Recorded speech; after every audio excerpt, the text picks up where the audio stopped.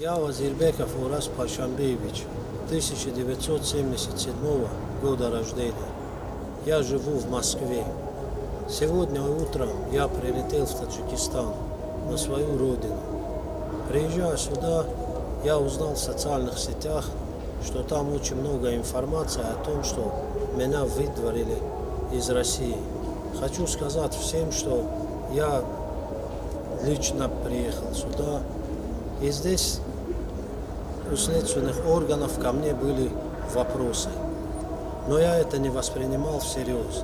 Приезжая сюда, я пришел в следственное управление и узнал, что ко мне есть вопросы по поводу событий в Харуге. Я готов ответить на все вопросы. Если я буду невиновен, то я уеду. Если я буду виновен, то я готов понести наказание. Ман Вазирбеков Рамзи Аликович, соли таваллуд 1987, зодаи Новияи Мурғоб. солҳои охир дар Федератсияи Русии шаҳри Москав зиндагӣ ба сар мебарам.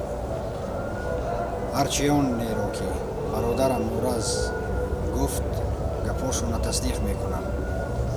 мо ҳозир дар назди тафтишот ба саволҳои онҳо ҷавоб хоҳем гуфт. агар гуноҳҳои мо тасдиқ шавад, ба гуноҳҳои худ ҷавоб мегӯем.